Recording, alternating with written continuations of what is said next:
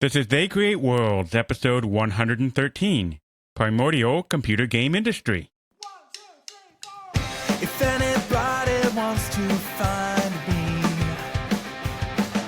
I'll be in the last place you would look.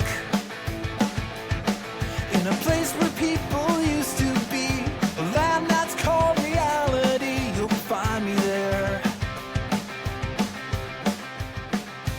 Welcome to They Create World. I'm Jeffrey, and I'm joined by my co-host, Alex. Yeah, hello. Welcome to another new month of fun and entertainment. So much entertainment that we're going to bring you that entertainment and tell you about places you can hear us talk some more.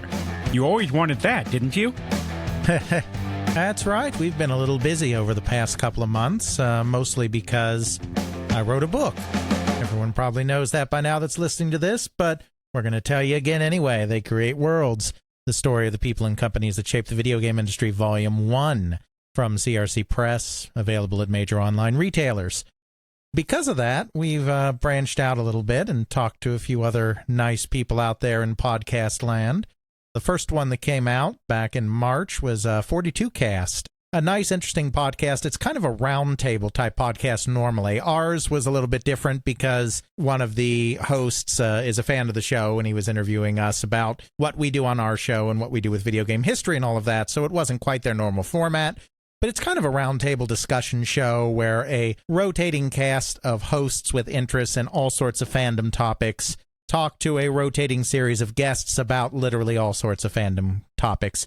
42, of course, is the answer to the ultimate question of life, the universe, and everything, and they chose that because their podcast really is about life, the universe, and everything, at least from a fandom perspective. So some great guys and gals over there, and we talked just with one of the regular hosts, Nathan Laws, and I had a very nice chat about video game history and our interests in our podcast and my book and all that good stuff. It was great to be on there with Nathan. He was really able to capture a lot of the more back and forth that Alex and I have personally done in our own conversation back and forth. We also managed to capture a little bit more about what our personal backstories are that doesn't normally come up in a podcast, for instance. For instance, my fascination with horror movies. And the fact that DS9 is the best Star Trek. Fight me. Fight me. So if you have any interest in that at all, please go check them out. It is a really, really good episode. The other podcast that we were on was Pixelated Audio. They cover music in video games very much the same way that we cover history as a whole. So all of the composers, the artists, the musicians, they look at all the sound, what's the technology behind making the music of all the games that we know and love. We ended up covering many, many games in rapid succession, spanning about roughly 1977 to 84. So pretty much all the early stuff up to just around the crash. Since part of it was talking about my book and that coming out, and the book covers prehistory up all the way to 1982, we decided to do, together in collaboration with them, all four of us decided that we would do kind of a broad overview of music in the time period that my book covers, but because the music doesn't really get all that interesting by 1982, we tacked on a couple of more years so we could get into something a little meatier as well from a music perspective. But we kind of talked about the history, the technology, why certain methods, why certain genres of music and why certain methods of musical production were used in these early games due to the limits of technology. Just a very wide-ranging conversation. It moves pretty quickly because we cover a lot of ground, but they are both very knowledgeable guys in their area. We're knowledgeable guys in our area, so it was just great fun, and certainly hope to collaborate with them in the future some way, somehow, on something, because that was definitely a treat. I think if you're interested in this podcast, and if you're not, why are you still here listening to this? I think you would really enjoy that podcast too. Not just our episode, but even moving beyond the episode we did and exploring some of their other stuff, because they're good and they're fun. And again, of course, I will have a link to that episode in the show notes. Putting aside our guest appearances, we, of course, have to entertain everyone now for at least an hour. Maybe longer. I'm not sure I can talk for an hour. That seems like an awful long time. It's usually a struggle to get a full episode in, isn't it? It may be a struggle to edit it at times, but I'm not so sure about the whole talking for an hour thing. You don't know how many of our two-parters weren't two-parters in the planning phase. In all honesty, most of them. Occasionally it's deliberate. Occasionally we really went in knowing it was going to be two. But yeah, a lot of the time it's like, we'll cover this topic. And then when I'm like a quarter of the way through it and I look at the recording timestamp, it's like, oh no, this is not one episode anymore. Case in point, the previous two-parter of platform games was supposed to be one. There's a lot of platformers. And believe me, we skipped most of them to get it cut down to about 3 hours between two episodes. But this one, I think we can get done in one. I'm going to boldly proclaim that, and we'll leave it in even if I'm wrong. But the folks at home can guess whether we're going to make it or not. Of course, the title will probably say Part 1 if it's a two-parter, and that'll spoil the game. But still, let's see what we can do. The last one was a two-parter, and I didn't put a 1 or 2 in it. That's true, you didn't. We'll see what happens. You can make bets at home, I guess, as you listen. Though this is actually a pretty self-contained topic in all seriousness, because what we want to do, we've kind of looked at the very primordial beginnings of video arcade games. We've looked at the very primordial beginning of home console games.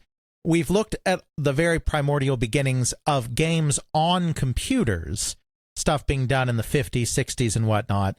But what we haven't looked at is the primordial microcomputer game industry, which was really the first industry in creating games in order to sell them and make money. Because even though you had vibrant game communities in the 1960s and early 1970s that were forming around these time-sharing hubs, which is something we did a whole episode on time-sharing and the games that popped up in time-sharing environments, that was all public domain stuff. It was freely available stuff as long as you had access to a terminal. It wasn't an industry. There was no computer game industry because people did not own computers. They were able to sign up for a little time on a computer. Some of those services cost money to somebody. Some of them were free, but the games themselves that were on these systems weren't being commercially sold. So what we kind of want to do this time is hone in on the very beginnings of microcomputer games as a business, stuff that was going on at the end of the 70s, 75, 76, 77, 78. Maybe we'll dip our toes slightly into 79, I'm not sure, but we want to keep it to the stuff that people don't think of today. We're not going to talk about your Sierras, your Broderboons, your Sirius Softwares, your Infocoms. Some of these companies we've already covered in their own episodes, some of them we haven't, but these are companies that resonate even still today because they're companies that persisted through the 80s and into the 90s in some cases, and in very rare cases even into the 2000s. The period we're talking about are not these companies because the guys that were doing work in this very early period, for the most part, didn't persist into this later time period. It was just a very brief moment in time. And as the episode unfolds, we'll talk a little bit about why that is as well, and why it's things like Sierra we know today and not things like soft tape. So to give this a little more context, how is this different from how we previously looked at PCs, say the Trinity and Disciples or the Timeshared episode? Right. We did do a look at the Trinity. That was a hardware-focused episode. Today, we're not going to be focusing on hardware. Obviously, you can't talk about the games without briefly mentioning some of the platforms they ran on, but this isn't going to be a history of Apple or MITS or Tandy or any of those. So that's where it differentiates itself from that episode.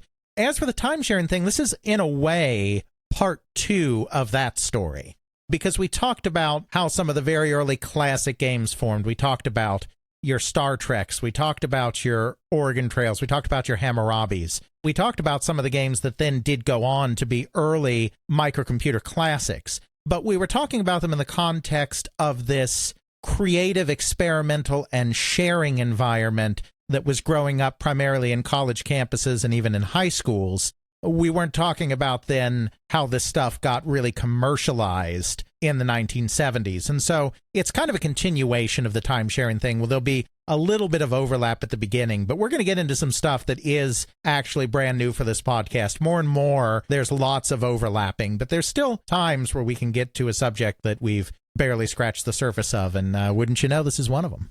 Oh, I'm sure we'll eventually find them all. Yeah, in 500 episodes from now. Well, at least we still have some more content we can do. We'll find out. You can take bets on that, too. You know, you won't be able to collect on that for 10 years, but... Well, I'm sure things will evolve and change. So to start off with our look at these early games, since we're looking more at games as opposed to the hardware and software side, who was the first one onto the field, or who was the first major player? Right. So this is something that is still very much evolving, because since this is a very forgotten period of history of computer games, it hasn't been looked into in any great depth yet. I've got a chapter of it in my book. Sad to say, that chapter is already obsolete. Really? Obsolete already? That's right. That's right. As much as I've tried to avoid errors and misspeaks and everything else, it's already, I mean, no one's perfect. It's already happening. Now, there aren't any errors in this chapter in the sense that the things that I say exist and the times that I say they existed are the times they existed. But when I tried to track down what was absolutely positively first from a commercial perspective and make a definitive claim about that, I was wrong. One of my fellow Gaming Alexandria people hanging out in the Gaming Alexandria Discord, as well as in the Video Game History Foundation Discord, Kate Willert, has been researching some of this stuff more from an aesthetic perspective of packaging and advertising, because she does graphic arts and design. So that's the area that particularly interests her in terms of this video game history. But in the process of looking into design and advertising and questions, she often uncovers other stuff as well, and she found a few things that I had missed. It's only so much time that I have to research the entirety of video game history, so sometimes things fall through the cracks. Some of the stuff I'm going to talk about is in my book and is covered in my book. Some of it, big shout out to Kate Willert for, and we'll link in the show notes where actually she did an article, a blog post, I should say, on some of this stuff, where she did a post on box art, best box art, but of course in this period it was actually mostly books, so it's book art in this sense, but she did kind of a nice overview of some of this early stuff as well. Yeah, a few different sources for this. So to get back to what you were saying on that, saying who's first is difficult and may continue to evolve. So I don't think it's necessarily useful to use that as a starting point for that reason, but we can kind of say what kind of things were first. So to set the stage for this and to set the context for this a little bit, we need to understand a little bit about what the microcomputer market was circa 1976. We won't spend a lot of time on microcomputer hardware here. We could easily do a whole episode on that. We will probably at some point do a whole episode on that. But just to give the really basic overview, most of the earliest computers that came out were kits. They were do-it-yourself, some assembly required kits. They were made possible by the invention of the microprocessor at Intel. You don't need a microprocessor strictly to do a very primitive microcomputer, but TTL hardware-based systems tended to be more expensive because there were more components, and of course they're more limited because you need more components to do the same amount of stuff that you do with a single chip. So practically speaking, even though there were a couple very early examples of what we would consider microcomputers or personal computers that use TTL hardware instead of a microprocessor, it's really Intel's invention of the microprocessor that spurs this forward. There was kind of a collision of a couple of different forces coming into play here. You had the microprocessor coming in, and in fact, microprocessors back in the day were called microcomputers, which I think is really why the term microcomputer got applied to the computer systems as well. Obviously, it's also to distinguish them from the mini computers, which were smaller than your full-size mainframes, but still bigger than the emerging micros. But microprocessors were originally called microcomputers because it was like it was a computer on a single chip, even though you still needed lots of other stuff to make it work practically.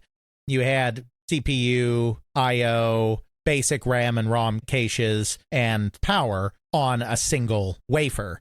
You know, that was kind of a microprocessor. One way to look at it is that it is akin to, say, a Raspberry Pi. Obviously, it is a lot less advanced and a few generations removed from that. Sure. The earliest of these microcomputers were generally made available in kit form, as I said, but at the same time, you had a do-it-yourself hobbyist electronics community that had really kind of emerged over the course of the last couple of decades after World War II, which was really kind of the period when electronics and electronic devices really began to spread quite widely, because electronics were used in the war, and then everything was thrown out after, and you had surplus and all of that kind of stuff. You had a lot of guys that were interested in building their own electronic kits. Sometimes that would be ham radios or citizen band radios. Sometimes that would be televisions. Sometimes would be little crystal radio sets.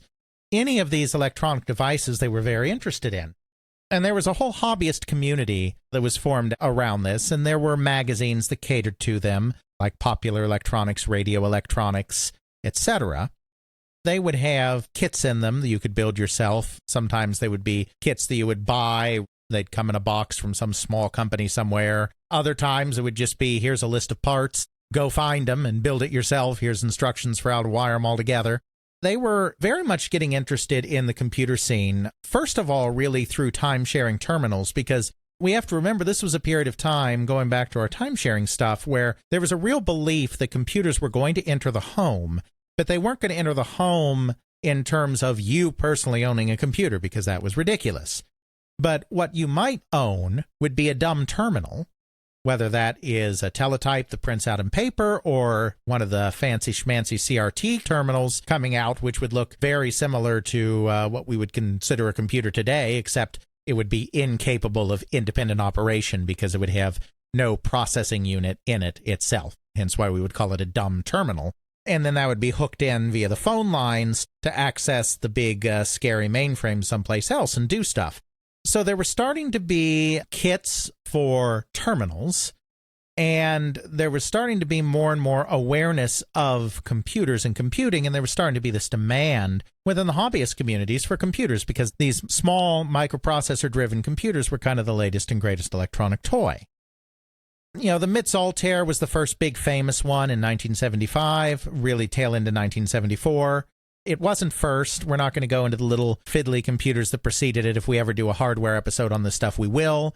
Just suffice it to say that, yes, I realize it wasn't the first one, that there were some things in 74 and even 73 that predate it. But it was kind of the beginning of this hobbyist movement. But the key thing to understand about this first wave is that because these were kit computers, the people that were drawn to them were the people that wanted to do everything themselves.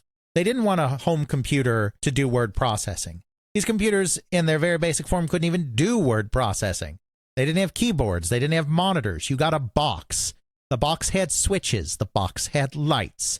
You flick the switches on and off, ones and zeros, to enter information in assembly language, which is the language of ones and zeros, and then doing so would make the lights blink. There were expansions that let you do a few more things with them, but they were very limited. So you weren't getting them to do something practical. You were getting them because you wanted to build them, and then you wanted to program them. And that's the key here. At the very beginning, there was not a computer software industry, really, where people were selling you much software. Because if you were buying a computer in 1975, 1976, this time period, you were really buying that computer to do your own thing. Make your own software. And then you might trade it with your friends. You might go to a local users group, like the famous Homebrew Computer Club in Palo Alto, or the Southern California Computer Society. There was one up in the Seattle area, Puget Sound Computer something or another. You know, these groups started springing up, and they would trade software amongst themselves, but nobody was trying to sell software. People were just kind of there for the challenge of it and the interest of it and the thrill of doing it more than anything else. As these computers started to become more widespread, there started to be aspirations to do more with them, trying to get them into businesses, trying to get them into industrial settings. I think a lot of that was aspirational more than it was successful, because these computers were fairly primitive and fairly limited in what they could do. They only had the very early 8-bit processors like the Intel 8080. They generally speaking, had very little memory. You could buy memory expansions, but you were probably only looking at having 2K or 4K of memory in a basic configuration. You could theoretically get that up to something like 16K, but only by spending a lot of money on a lot of daughter boards that you're plugging into the bus. Most people realistically aren't having that.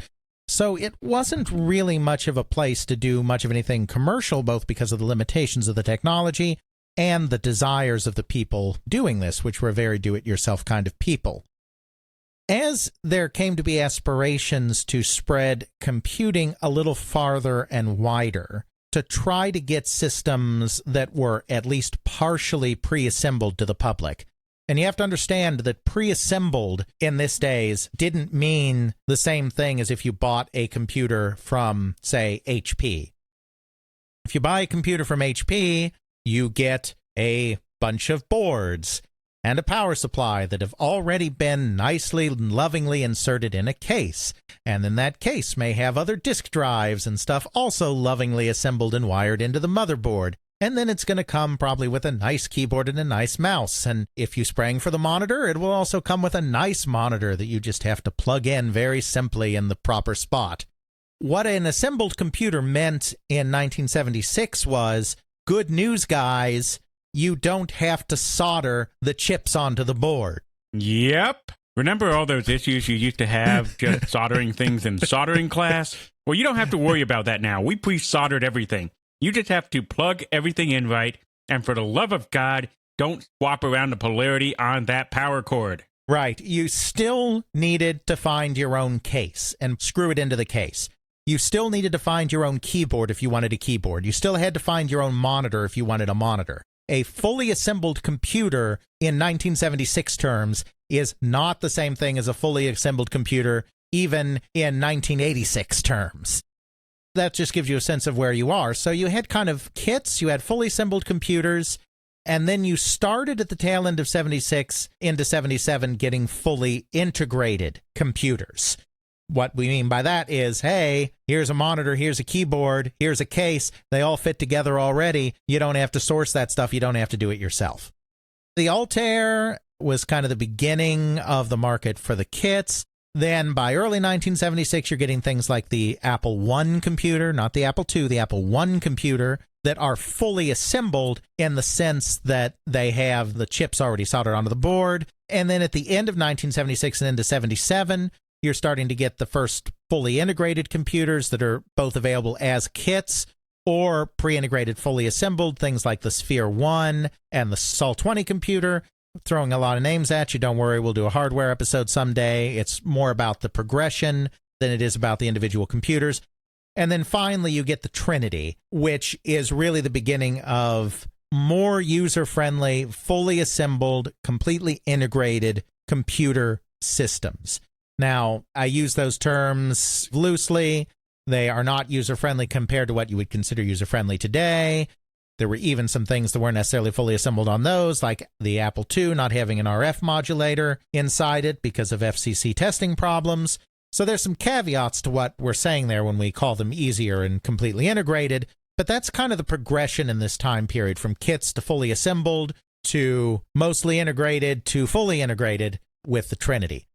As these bands are expanding outward, when we're getting in from the really dedicated hardware hobbyists to computers that you don't have to solder yourself, you start to get a new set of hobbyists that are really just software hobbyists. There are a lot of people out there that love the idea of programming that never, ever, ever, ever want to build a piece of hardware in their life, never want to hold a soldering iron in their life. That's a completely different skill set from programming.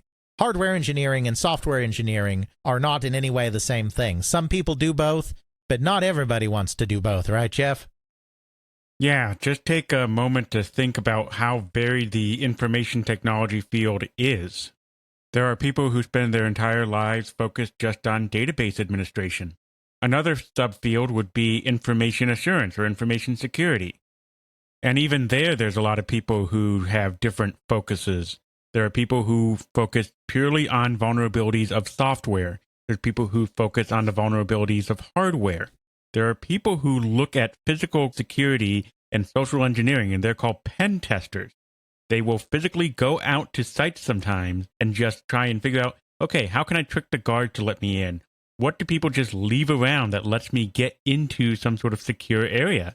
There are companies out there that spend a lot of money to try and protect themselves from this and hire these professionals to come out and run these penetration tests. The technology field is really wide and varied, and there's a lot more than people give it credit for, including myself.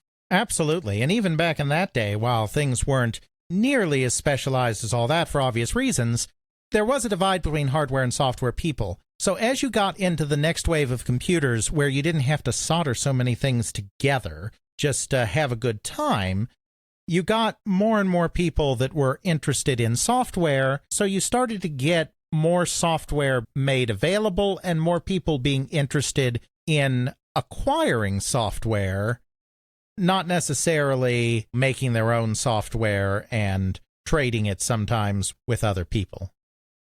A big thing in software development is don't reinvent the wheel. If it's already out there and it works well enough, just reuse it.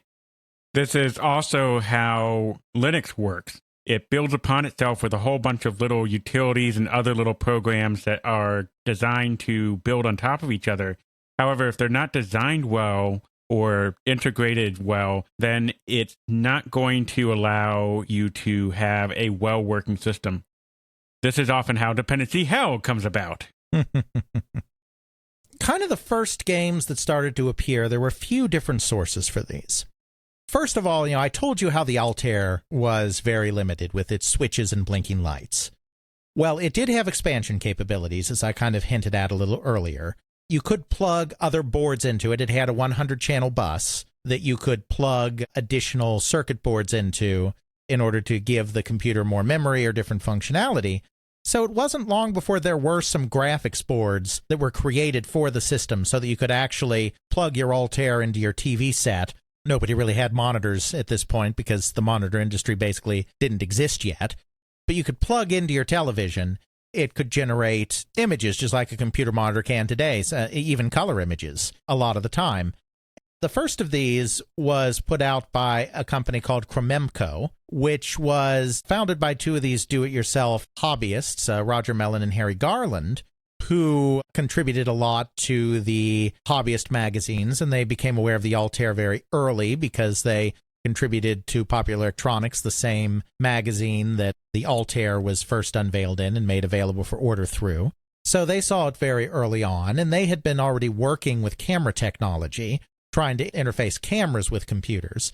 So when they saw the Altair, they decided, well, why don't we make a graphics board for this so you can output to a television? And so they created something called the Dazzler, which was introduced in early 1976. It might not have been quite available until a little later in the year. It's tricky with the hobbyist magazines to track the stuff down because these are all very small companies, and often the term company is used very loosely. It's usually just a guy or two that have a garage or a back room and are just soldering this stuff together for their own edification, and then they get a handful of orders through the hobbyist magazines, and then they mail them out. It's not like a real company. It's just enthusiasts and hobbyists that are a little more industrious than their fellow enthusiasts and hobbyists that are making some money by selling their product. Just like today, if you're into cosplaying and, there's somebody that makes chainmail for cosplayers, it's like you're ordering that from a guy who has a website. He doesn't really have a big company. It's just him and maybe his friend, in the back room putting all those rings together for you. It's very much the same kind of idea of this just do-it-yourself mentality, and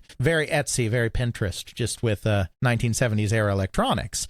The point that I'm trying to make with that is they'll tell Popular Electronics that they're working on this thing or that they're close to done with this thing. And Popular Electronics, because they need to sell magazines, will be like, that's wonderful. We're going to promote it in our issue and it'll be great. So they do a spread on it, but the product's not actually ready yet. Or even though they've done a prototype, they're not ready to make lots of them yet because they're not real companies. So just because something debuts in a particular issue of something like Popular Electronics or Radio Electronics, or even the early computer magazines like Byte or Creative Computing, it may not have actually been available to purchase. People might not have actually had it in their hands for several months past that issue date, if that makes sense. The Dazzler was announced in February 76. Certainly people were getting a hold of it by the middle of 76. This was the first time you could plug one of these microcomputers relatively easily into a television to generate graphics. So Kremenko was one of the first companies that was offering individual games for sale. There's a distinction we have to make here because games had been for sale for several years by this point. Because in the time-sharing days, we talked about BASIC. We talked about how BASIC became a standard language across time-sharing systems. We talked about how programs that were written in BASIC at various time-sharing hubs, various corporations, high schools, colleges, were all kind of grouped together into books and then sometimes sold as groups of programs. So you had things like David All's 101 Basic Computer Games, which we talked about in the context of our time-sharing episode. You had the People's Computer Company and their book from 1974, What to Do After You Hit Return, PCC's first book of computer games. These two books came out in 73 and 74, respectively. Even before that, you had a guy named Donald Spencer who had written a book all the way back in 1968 that was called Game Playing with Computers. So there were books available with games in them going back to at least the late 1960s. I would distinguish what we're talking about now from that, though, because if you were buying a book with program listings, you were buying something that allowed you to type a program into memory so that you could run it yourself. You're not buying a computer program. You're buying a code listing. When we're talking about the beginning of selling computer games, as opposed to selling computer game code, what I think is important and what I think should be the dividing line is, will this program automatically load into your computer, or do you have to put it in your computer? It comes down to, do I have to program the game in myself via this type-in listing, this code, or do I have some sort of other media that I can just hand to the computer and go, okay, computer, load this, let us play this game? Right. Even though there was commercial product in these early books, I wouldn't call that really selling computer games. I would call that selling computer code, even though it is code that happens to create a game. Kremenko is probably the first company that sold computer games where you didn't have to program them in yourself. In 1976, in conjunction with the Dazzler, they started promoting and creating their own computer programs. These were programs that would showcase, obviously, the graphical capability of the Dazzler. These programs were made available not on disk. Nobody had disks at this time because, man, floppy disks were expensive back then. We talked about this in other episodes. Floppy disks be expensive. Nobody's got those. Very few people have them. They're not even on cassette tape, which in the very beginning of the microcomputer industry was the preferred medium for software just because they were cheaper. And, of course, as we talked about in Britain, they were even the preferred medium long after the very early days. I mean, you were still buying games on cassette in the mid to late 80s on the 8-bit computers there. No, these games were on punched paper tape. Impressive. Yeah, we're talking about really, really old school here. Just imagine if your kid or children decided to play around with that paper tape and punch a few holes in it or spill some water on it. Yeah, so, I mean, punched paper tape, it's the same concept as punched cards, except that instead of stacks of index cards, you literally have a long roll of paper tape that's spooled up. By punching in set spots that can be read by a reader, it's, punch or no punch is the equivalent of a 1 or a 0, essentially. Everything's binary, and then the arrangement of it, your tape reader is programmed to know what the arrangement of punch and no punches correspond to, and so you can load a complete program in that way. Obviously, paper tape is a very fragile medium because it is paper. Literally paper. It's not even that good fancy paper you print your resumes on. You tear your roll of paper tape, and that's it for that part of your program. It's gone. So a very fragile medium, But this is a medium where you can just feed it into your reader and it'll read those punched out areas and it'll load your program. I would call that a distinguishing moment. There were earlier games specifically targeted at microcomputers before the Dazzler programs.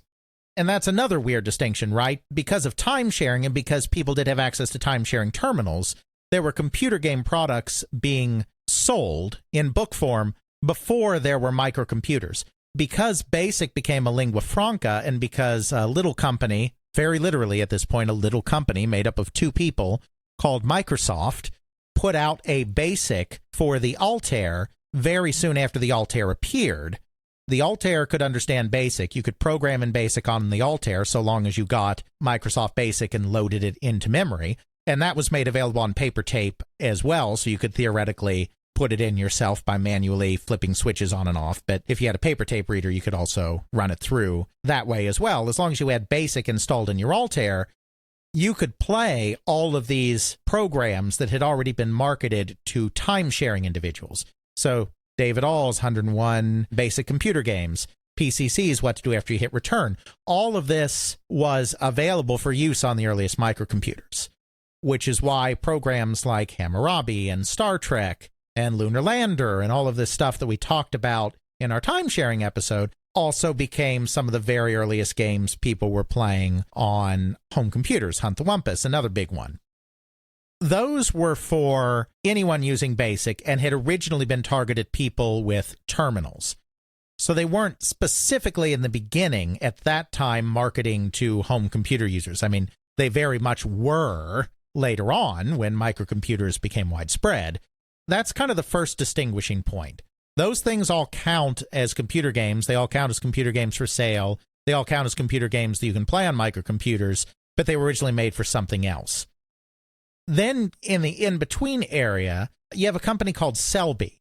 Selby had started as a company making computer kits, but their computer kit, the Selby 8H, was very unsuccessful. So they got out of that business before the end of 1975. They had one of the earliest kits. They actually predated the Altair, came out in 1974.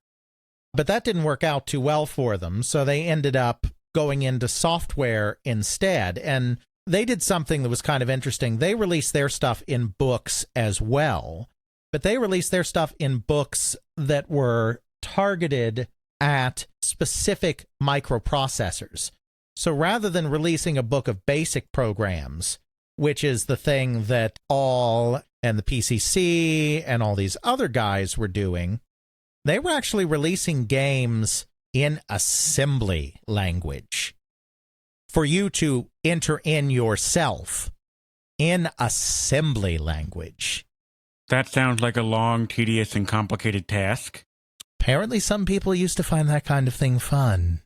Personally, I do not, but all the more power to you if you enjoy that.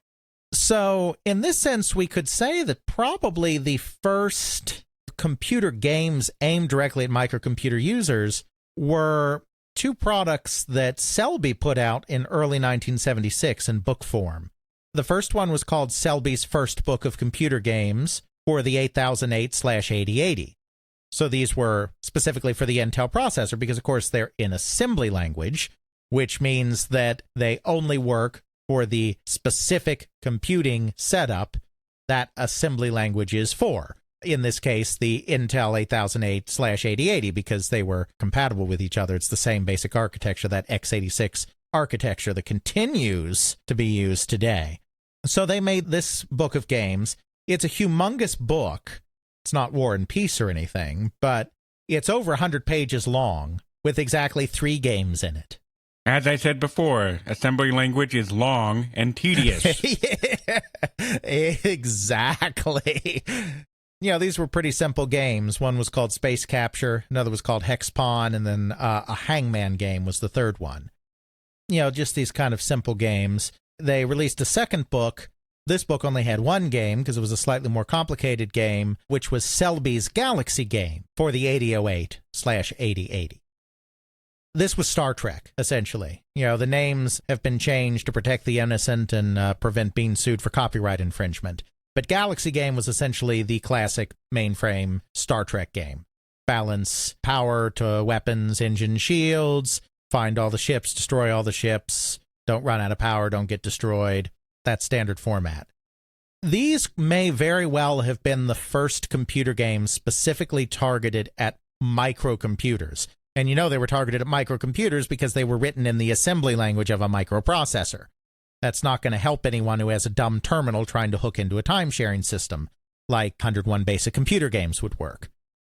I would still draw a distinction here, though, because like I said, they were books. You had to put these in manually. If you didn't kill yourself in the process from the tedium and horror of it, and if you managed to get all of those ones and zeros in without making a single mistake, because you have to enter that in flawlessly or it won't run, then you did get to play a game, but it's selling ones and zeros. I mean, I suppose at the end of the day, it's all selling ones and zeros. It's selling you the ones and zeros, and you're the middleman, and then you take those ones and zeros that you bought and turn them into a game. It's like the difference between buying a rose bush and buying rose seeds, right? Almost. Sort of the difference between buying a cake and buying some cake mix and ingredients. Yeah, exactly. There's some assembly required here. There's an extra level of care. So I didn't get those games, those Selby games, in my book because I didn't know they existed. This is some of the stuff Kate Willard discovered. But I would still draw the line between that and the earliest computer games that were really marketed as games because you didn't have to put them in yourself. They would just load, mostly on their own. That's where Chromemco comes in, which we talked about a moment ago, and that's where their Dazzler comes in, and that's where their paper tape software comes in. The very first programs that were available, and these were available at least by June of 1976, because at that point they were being advertised in the computer magazines of the time. The early Dazzler programs were mostly not games. They were mostly graphical programs that just kind of made patterns or shapes or whatever on the screen. But they did do a tic-tac-toe game in their first wave. In my mind, that, as far as we know right now, something older could arrive. But as far as we know right now, I think that is the very first computer game that was marketed and sold specifically to owners of microcomputers, and only owners of microcomputers because it was made to work with a specific Dazzler board, that was sold in a format where you only had to load it into memory rather than having to program it into memory. So I know that's a lot of caveats. That's a lot of, it's the first of this when you don't count that, when you don't count that, when you don't count that, when you don't count that. I think whether one agrees with those distinctions or not, I hope at least that those distinctions are kind of clear and it kind of makes sense where I might choose to put the dividing lines in those various places. I don't know about everyone else, but it certainly is a fair distinction and makes sense to me. All right. By the end of 1976, so a few months later, by October, the first ads for the Dazzler just have the tic-tac-toe game and a few other programs that aren't strictly games. By October, Chromemco has a little more going on. They've been expanding their Dazzler lineup. The Dazzler thing is something that people have latched onto because it sure beats switches and blinking lights any day of the week, let me tell ya. So people have been hooking their Altairs into their televisions, and they've been fooling around with this kind of stuff. By October, they have actually Space War, of all things, on paper tape as well for use with the Dazzler. That just goes to show again how incredibly influential Space War is as a program. It's one of the first things that gets released for one of the first microcomputer platforms, just like it was the first widespread mainframe computer game, just like a derivative of it was the very first arcade game, coin-operated video game. So, too, is Space War one of the very first commercial games for microcomputer platforms as well. This stuff's probably not selling much. They're probably not even selling in the hundreds of copies. They're probably selling in the dozens of copies. But you can buy Tic-Tac-Toe and you can buy Space War on paper tape, all for the low price of $15 each, which is actually pretty expensive because this is 1976 money. So let's do our favorite thing and go to some inflation calculator somewhere on the internet. If in 1976 I purchased an item for $15, Then in 2020, $68. So let's think about that for a second. The typical video game today is a $60 product. For $60, you can get something like Doom Eternal, in which you can rip and tear for hours on end through incredibly beautiful and gory levels of demonic hell. Or you could get Animal Crossing and learn math and build all sorts of things, have fun with your kids and enjoy yourself. Or play both Doom and Animal Crossing at the same time, because apparently that's a thing right now. Right. Back in 1976, the equivalent of $68, gave you a paper tape that allowed you to put tic-tac-toe in your computer. Woohoo! Wait a second. I can play that with just paper and pencil and my nephew. Why am I spending $70 on a game? Yeah. And even something more complex like Space War is still pretty limited in what's actually there compared to a modern game. So, you know, people complain about games being expensive today, and yeah, sometimes they are, but just remember, back in the day, the equivalent of $68 bought you a roll of paper that had tic-tac-toe on it. And if that paper got damaged, that's some expensive paper. $70 for a piece of paper that my kid brother can just get his hands on and put a new hole in it and the thing won't work. The cat can look at it and go, ooh, new shiny toy. I'm going to treat it like toilet paper. Then you got this giant mess everywhere. You try to put it back together. You're not sure what part goes to what. You find tape. You put the tape together, and then you just hope the thing even reads after that. Right. Now, of course, you know, other than your cat analogy, that does bring up a good point that these computers were being bought by adults because they were very expensive and they were being used by adults. So it's not like they expected little Johnny to take good care of the paper tape. But yeah, your cat gets at it or your child gets at it or you spill some water. Yeah, you're in trouble. There goes your $68. Yeah, I mean, it was pretty limited and it was pretty expensive. So you can see how it's not really an industry at this point and how they're not really selling that much of this stuff. But that's kind of the beginning here in 1976. There's another company at the same time that's getting into visual displays called Processor Technology, or Processor Tech for short. This is another company that got in on the peripheral business because, you see, the Altair, like I said, it was made to be expandable, but MITS was a very small company. It was more than two guys in a garage. I mean, they actually had a factory and an assembly area. It wasn't anything fancy, but it was more than two people in a garage. It was still a small operation. It was having trouble handling things. The founder of the company had hoped to keep that entire business for himself. He wanted to make all the expansion boards, make all that money.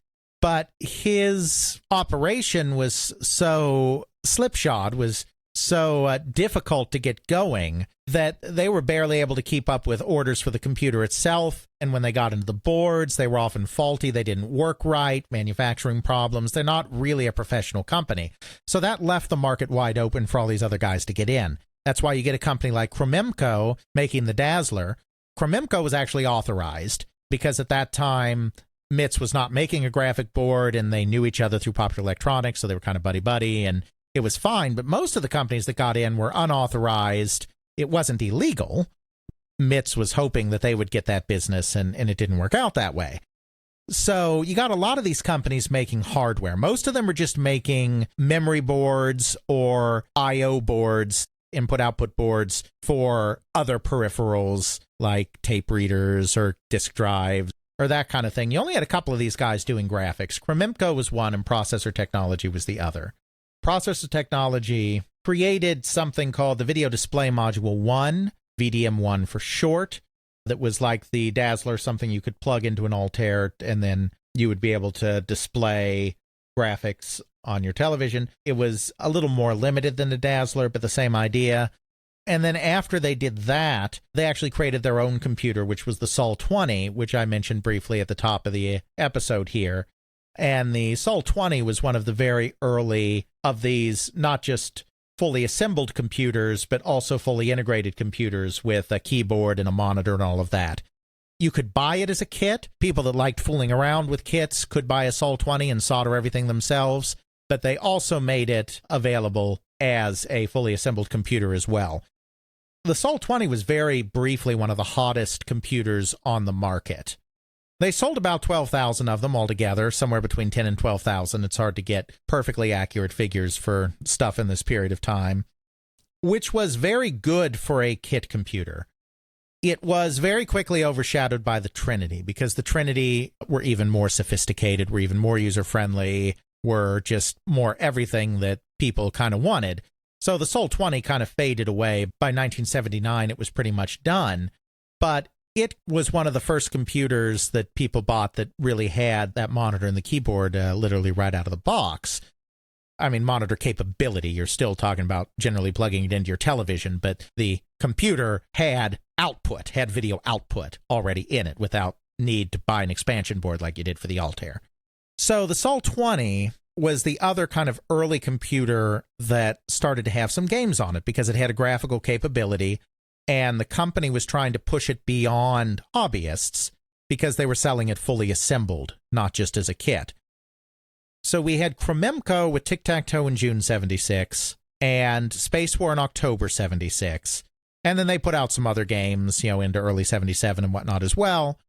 In December 76, you have games starting to appear for the Sol 20.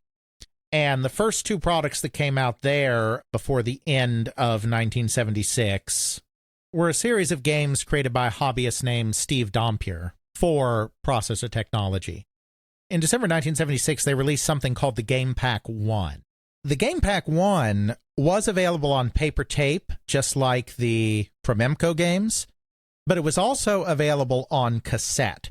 These are some of the very first games. They may even be the very first games. Again, something else obscure may come up, but these may be the very first games that were available on a magnetic medium, in this case, a cassette tape, instead of on a paper medium.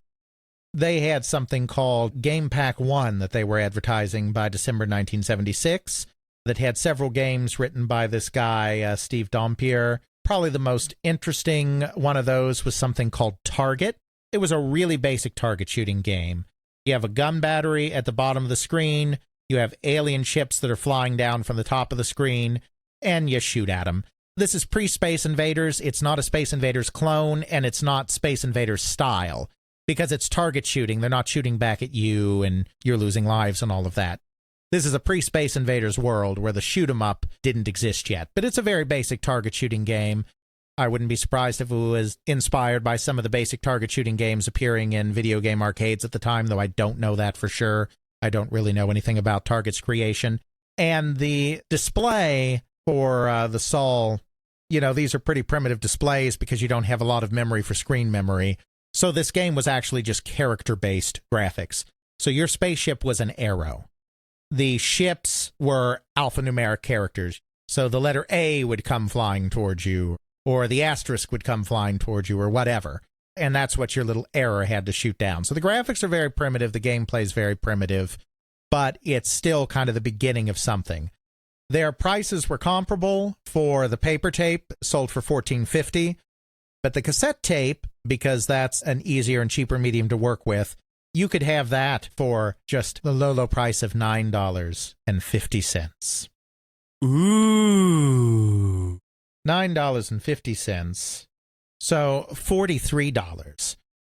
For the same price that in the 90s you paid for a PlayStation game. So for the same price as Resident Evil, Final Fantasy VII, you could have yourself an arrow that shot at letters. On magnetic media. That's the key part there. Magnetic media. It's kid-proof, it's cat-proof, and you can spill water on it. Yeah, just, don't put it next to your powerful electromagnets. You'll be sad. But I need that electromagnet in order to make coffee. Heat up the water and all. Yes. Still a fragile medium compared to a disc, but a little better. They also put out a variation of Star Trek. So Star Trek, as you're already seeing, was one of the very first very popular games on these early microcomputers. It works very well on these computers. The graphics are very simple because the original game was on a teletype. So by necessity, the graphics were simple. But it has very deep strategic gameplay. So it's got that good combination of depth and simplicity, which seems contradictory, but it works. That made it a very early popular game. So they actually had a real-time version of it called Trek 80 So it wasn't turn-based like the original Star Trek, but other than that, it was the same type of game.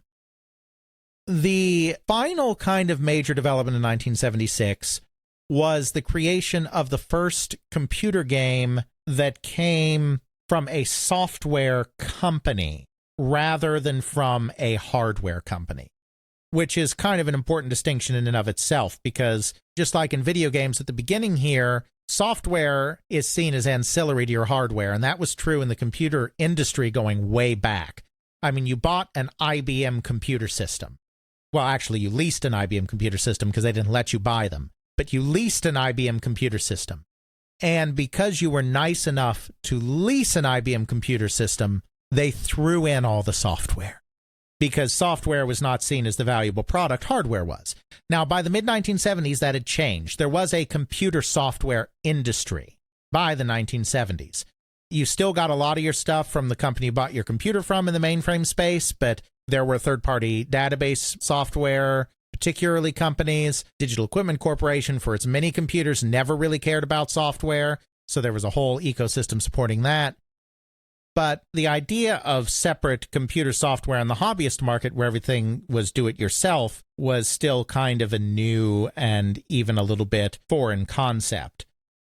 It took a little bit of time for software companies to get in on this whole thing.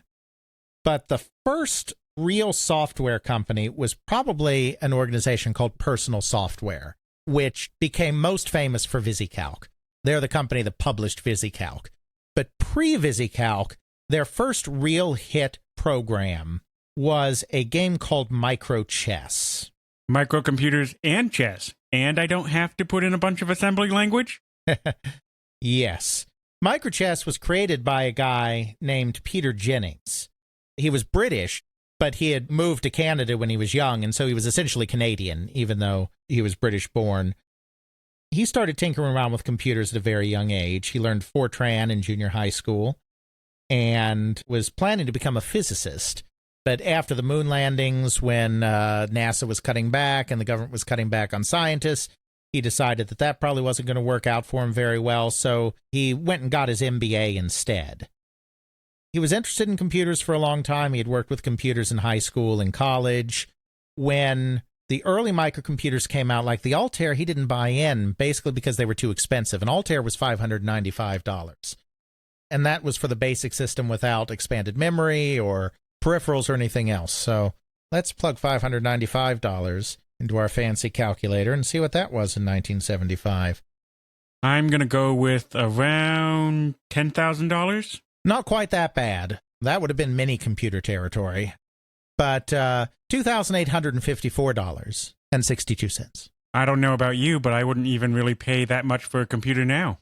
Yep, but of course the computer you're paying for now is a whole lot more computer. We're talking about a box that doesn't even come with all the parts soldered onto the board. Wait a minute, I still have to solder this thing? Yeah, this was the kit. So you're talking about a board where you have to solder the parts, put it in a metal case, a rectangular metal case, and all it has is switches and lights. So I think you can get a little more with $2,800 today. I would hope so. Little more. So those computers were out of his price range. But in 1976, Moss Technology, the same guys that would make the 6502 and come up with the Commodore PET, came out with a development system. Generally speaking, the distinction between a development system and a full-fledged computer is a development system works with the microprocessor, but is very limited. It has even less hardware than a full-fledged computer, so it's very limited in its functionality, and it's basically useful for playing around with the processor and programming the processor, but it's not useful for actually doing anything else with. But they came out with a development system called the KIM-1, which was a simple computer, but it was a really, really simple limited computer. But it was cheap enough that Peter Jennings could buy it, so he bought this KIM-1, and he created a chess program for it, which was Microchess, and started selling it in November 1976. That was probably the first computer game that was sold on a medium that you could load it yourself rather than being a type-in listing, that was not sold by a hardware company of some kind. Because all the Dazzler stuff was sold to promote the Dazzler, all the Sol 20 stuff was sold to promote the Sol 20, etc. he was just selling it himself at first. He formed his own company in early 1977 called Microware Limited. That was just for legal reasons. I mean, it was still just him. There wasn't a real company there. You know, he started porting it to other systems. So it started on the Chem 1, which really didn't sell much, but then he got it on to the S100 bus, which is what the Altair and the MSI and the Sol and all these other computers used. From there, he got it on to the TRS-80 and the PET. So he was starting to get it around a little bit. And that's what got him the attention of this other guy that was actually the founder of personal software, Dan Filstra. Filstra was an electrical engineer.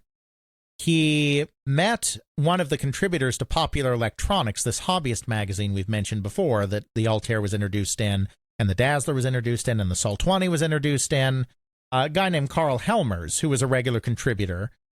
They decided that since this computer thing was becoming big and becoming its own big hobbyist field, that there was enough interest and enough demand for this kind of thing that they could move out of the general hobbyist magazines, which included all electronic devices, and actually create a hobbyist magazine just for the computer hardware and software crowd.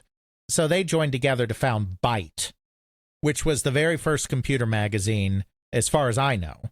Something else could come up, that was completely devoted to microcomputers. There were computer magazines that were targeted at consumers before that, most notably David All's own Creative Computing. Again, you have to remember that the broader sphere of computer users used to mean people using time-sharing systems, not microcomputers. So when Creative Computing was established, it was before microcomputers were really a thing. It was targeted at timeshares. Byte was targeted at microcomputer hobbyists, people building their own computers, making their own software. So they did Byte together, and then Filstra went back to school to get his MBA and really focused on market research in this nascent microcomputer industry as part of his degree. And from the stuff that he learned about the industry while he was doing his degree, he decided to found his own software company. So he founded Personal Software in 1977, which was one of the very earliest computer software companies. He learned about microchess. He got in with him. Peter Jennings joined the company, became, I think, a co-owner of the company.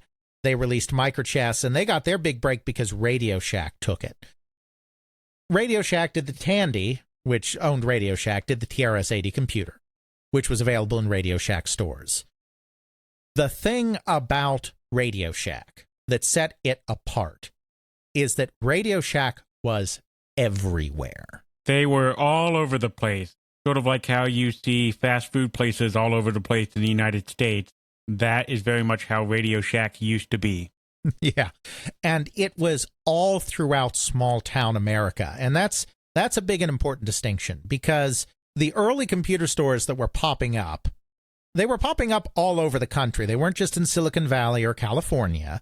They were all over the country, but they tended to be in cities. Big cities, medium-sized cities, but cities. To walk into a store and buy a computer in this period, which really did mean going into a computer store, they were not mass-market products. If you weren't in a more developed urban area, you didn't really have any options except Radio Shack, because Radio Shack was everywhere. It was in small-town America. There were thousands upon thousands of Radio Shacks, because the owner of Tandy Corporation, Charles Tandy, was a big believer that the way to grow his business was to expand aggressively into all corners of the American experience. One thing that set the TRS-80 apart and why it gained market penetration so much faster than Apple or Commodore or the kit computers is these people were over the moon if they sold a few thousand computers in a year. By the second year of the TRS-80, Tandy was selling 100,000 a year.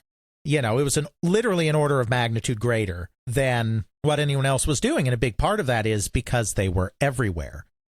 Radio Shack mostly did its own software for the TRS-80. They didn't mind if other people were making software for the computer. They weren't trying to lock out other people. But in terms of what they sold in Radio Shack stores, they mostly just sold their own stuff. Little simple programs that they made themselves. They had a catalog. Radio Shack was very famous for its catalogs, just like Sears was famous for its catalogs that they'd mail out to everybody. The Radio Shack catalog would have the same stuff that generally it's available in Radio Shack stores, and it would basically just be Radio Shack stuff because the Tandy Corporation was basically a closed network. The Tandy Corporation owned a bunch of manufacturing companies that manufactured electronic products that then Radio Shack stores sold. So it was this closed feedback loop. They didn't really take much stuff from other people. They designed their own stuff, built their own stuff, sold their own stuff. Radio Shack also had franchises. They had directly owned stores and they had franchises. Franchises would sometimes go out and look for other product and bring outside product into the stores to sell. But company-owned Radio Shacks basically were just part of this closed loop system. But occasionally, if something caught their eye, they would license from someone else. It wasn't all exclusive, it was just largely exclusive. So Microchess, as one of the very early interesting programs available for the TRS-80, was actually picked up by Radio Shack to sell in its stores. They made a deal with Personal Software to sell Microchess in Radio Shacks. Because of that, because it had this massive distribution that literally nobody had in the 76, 77, 78 time period, they sold about 50,000 copies of the TRS-80 version of the game. Nice. Which was huge. We don't have good numbers for this period. I wish we did, but it's all of these small mom and pop, fly-by-night kind of organizations. You don't start getting really solid computer game numbers until the early 1980s. But from what little I can tell, and it's mostly anecdotal, but from what little I can tell, I mean, really in this period, you were over the moon if you sold a few hundred copies of something. Forget about thousands. A few hundred was good. The market was very small. The product was very expensive, equivalent of $68 for that little paper tape of tic-tac-toe. The market was very fragmented. Even though BASIC was a lingua franca, there were a lot of computers in this time period, and so there was a lot of fragmentation of the market. So for all of these reasons, it was pretty small, and the Trinity started to fix that, started to change that. But even those computers took time to build momentum, and it wasn't really till VisiCalc from Personal Software hit the Apple II in 1979 that you really had a big booming market, and you could start selling a lot of stuff. So 50,000 was huge, and it was because of that Radio Shack connection. And that's 50,000 over the period of, a couple of years, I think, not like all in one year. It took it a while to get there. That's kind of the first phase. That was a little rambly in places, but just to kind of bring it together. The first phase was you had the time-sharing stuff that was already available. You had books that were already created with basic programs for time-sharing systems. This stuff migrated to computers. Then you had a few companies that were getting involved with specifically catering to microcomputers, but continuing kind of this book trend. I'm thinking here particularly of Selby. Then you had the first hardware manufacturers that were starting to promote their own hardware by offering games. And these hardware companies were the first two companies that really got into graphics technology on microcomputers, Chromemco and Processor Tech. Then you had the very first third-party software company of any consequence coming in, Personal Software, and they had Microchess. So that's phase one of this early period. Now we'll proceed into phase two, which isn't quite as complicated. Phase two is the beginning of a real, more varied software industry. And this comes about for some of the continuing trend lines that I was talking about a second ago. The kit computers are vanishing at this point. Not only because a broader market of people don't want to solder boards. To get true mass market, you have to get out of the soldering board phase. But also because since these companies were smaller fly-by-night kind of firms that never really had a great handle on product design and manufacturing, they were often late in their shipments, their products were often defective. A lot of them just didn't have a great reputation. So when Radio Shack and Commodore, two companies with a long history in electronics as real honest-to-God companies, plus Apple, which was new, but was professionally managed by people that came from Intel. So even though it was founded by Jobs and Wozniak, the people running the company at this point are Mike Markkula and Michael Scott, who are both old Intel people.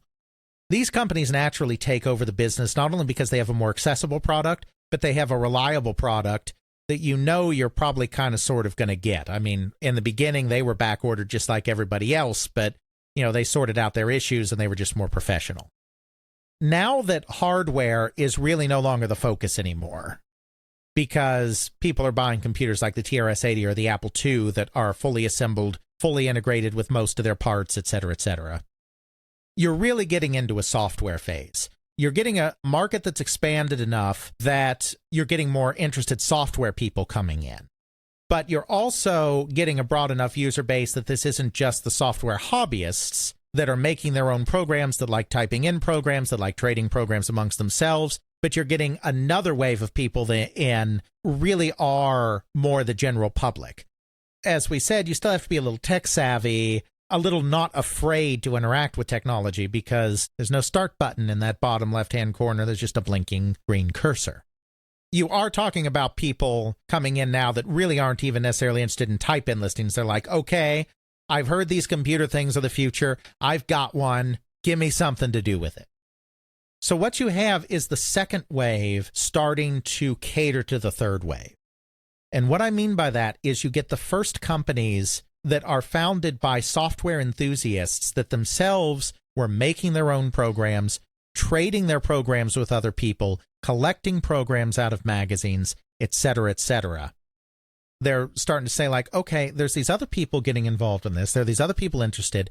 Let's collect some of these programs, and let's contact some of these people that we know are making these programs like us. Let's gather them all together, package them, and make them available to these general public people that just don't want to get involved in that scene. In the modern day and age, kind of a good example of this, it's not quite completely modern, but a good example of this would be it's not a perfect example, but the Doom modding days back in the 90s. You had this kind of hierarchy that existed where you had the game, and then you had software that allowed you to create your own levels and mods and all of this stuff. So you had people that were very interested in hacking into the software that were creating their own levels, creating their own mods. Then they would put this stuff out on the internet, and it would usually be free on the internet. So if you could find this website or that website, you could download this level or that level. But then for the people that were not internet savvy, because this was the early days of the internet and didn't really know how to go out there and look at that stuff, but loved Doom and wanted more levels, you had value software companies that would go onto the internet and go yoink, yoink, yoink, yoink, yoink, yoink, yoink, yoink, yoink, take all of these levels, put them on a disc, put it in a box, and sell it in Best Buy. It's kind of the same hierarchy of people that we're talking about here. The hardcore software people, the software traders, and then the software traders being like, hey, let's package this stuff and sell it to the people that have no idea what's going on in the world.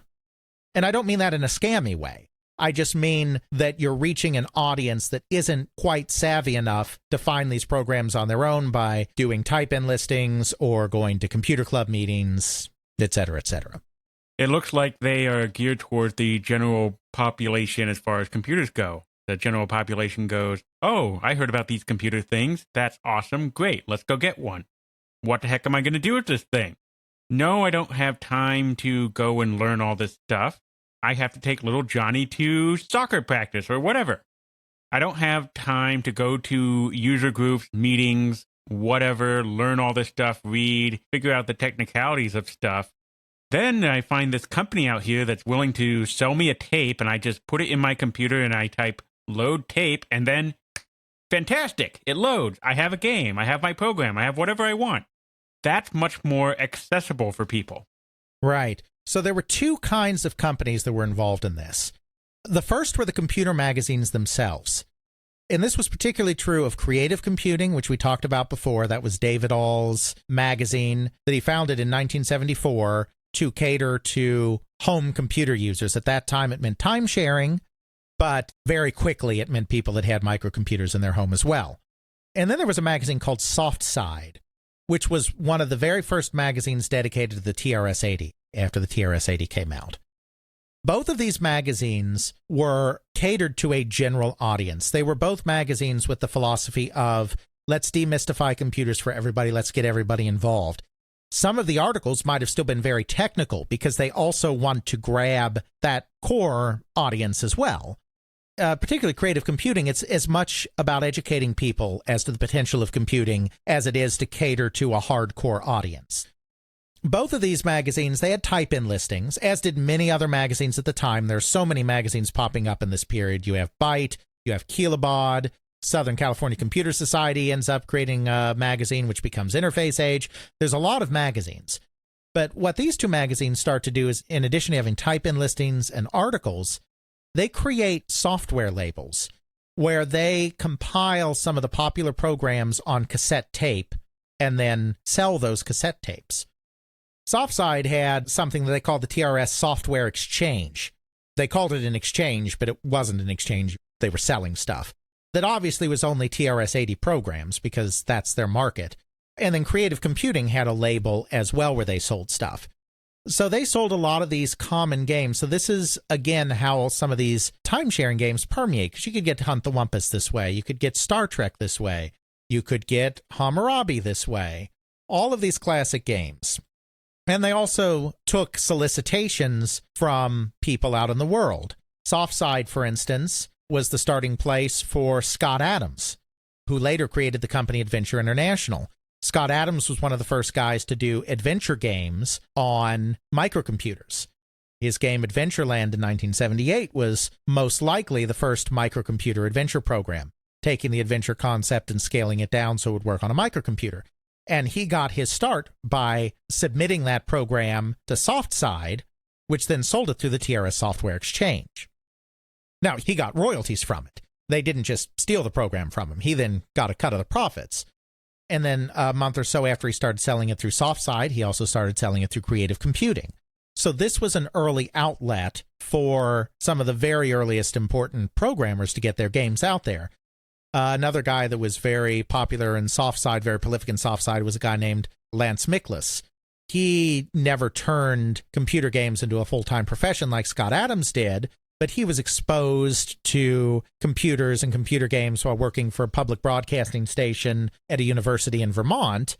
He saw all the games that the university kids were having fun playing, and he was getting involved with microcomputers, and so he decided to adapt his own versions of simple adventure games and whatnot into computer programs as well. And he also went through the TRS Software Exchange and sold his programs that way.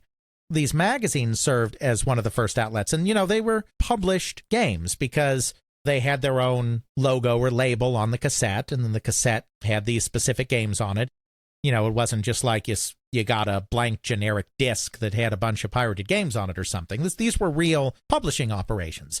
It's just they were tied to magazines. Their primary reason for existing was not doing software. That's just something they started doing on the side that came naturally from what they were already doing in connecting people and gathering programs, etc.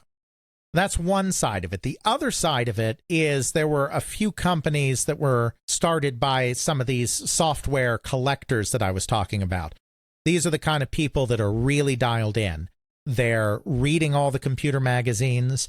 They're probably going to at least one, if not multiple, computer club meetings. They're creating their own programs at home, but they're not necessarily selling them so much as they're taking them around to local computer shops and to local computer clubs and trading software. I'll give you this for this, that for that. Maybe they sell a few of them to the local computer store, which puts it up for other people to buy, but it's all very localized. It's not company-based. So, if you're in Los Angeles doing this kind of thing, Rainbow Computing was one of the first big computer stores in Los Angeles. Rainbow Computing wasn't buying software from companies because they didn't exist yet. But maybe one of the local computer enthusiasts walks in and is like, hey, look at this neat new program that I just typed up at home for fun. And they put it in the computer and demo it. And the Rainbow Computer guys are like, that's so cool. Why don't you give us 10 copies and we'll hang them on the pegboard over there. We'll sell them for whatever we sell them for, $15 or whatever. And, we'll give you a cut of the profits if they walk off. And it's like, great, let's do that. This very informal kind of cottage industry kind of thing. Well, then after you're doing that for a while, it's like, okay, so yeah, I'm trading games with people and people like my games. I'm hanging them on pegs and Ziploc baggies at the store, and, a few copies of that are going down. Maybe we can turn this into a company. Maybe we can start collecting everyone's games and centralize this and make it a little more sophisticated. There are two companies that come to mind, one of which was founded in 1977, one of which was founded in 1978.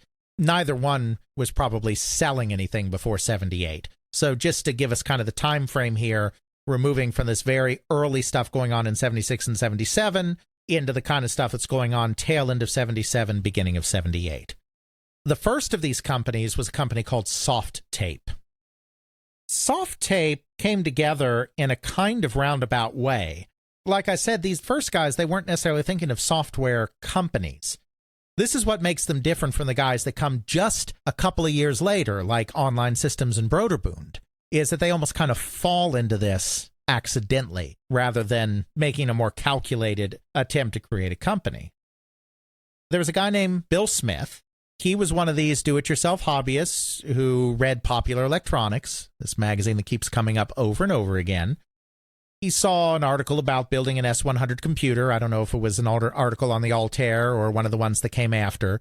You see, the Altair used a bus that had 100 channels. And as other kit companies came in to take some of this market, they actually cloned the Altair, because since there was a robust Altair peripheral market for daughter boards, when other companies made computers, they wanted to make sure that those daughter boards would also work in their computers so that things wouldn't get super duper fragmented.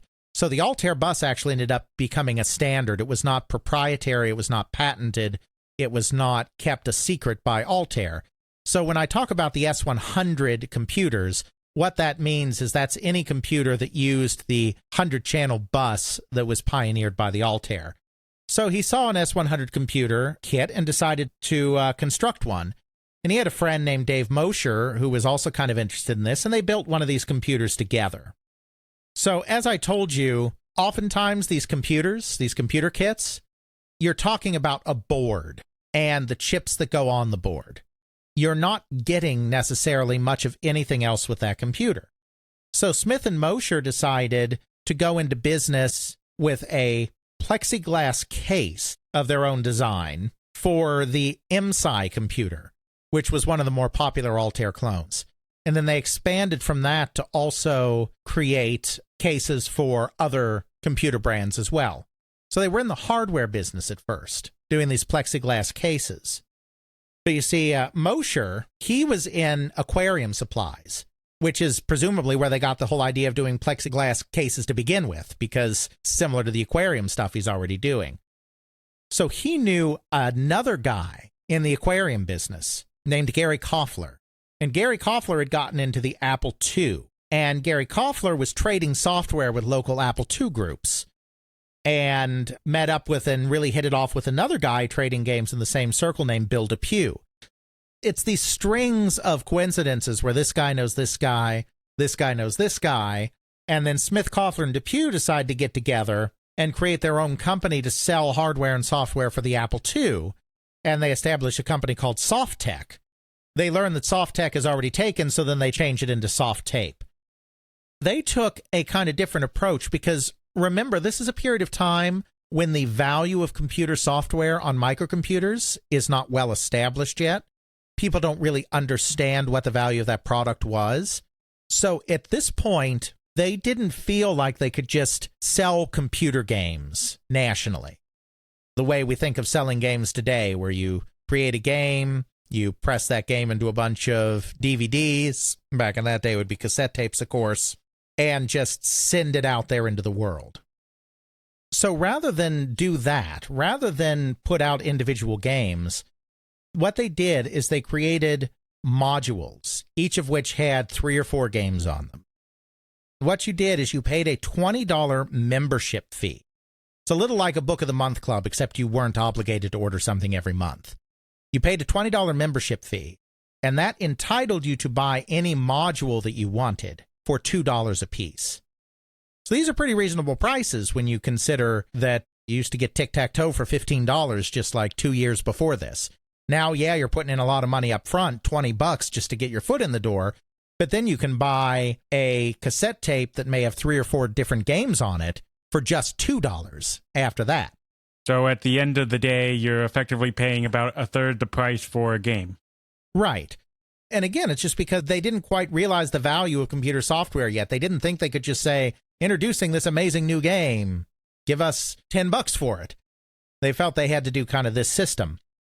For instance, the first module had 3 games. So for $2, or $22 technically if you're counting the membership fee, you got 3 games. Something called Saucer War, where you're a ship on one side of the screen and there's another ship on the other side of the screen and you're moving up and down and you're trying to shoot each other.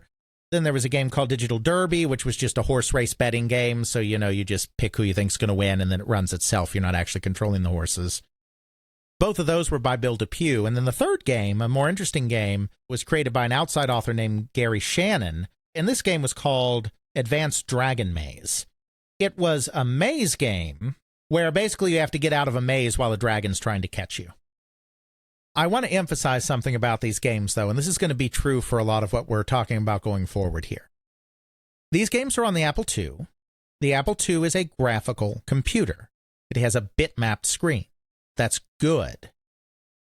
What we have to remember about the Apple II, though, is that a bitmap screen takes a lot of memory.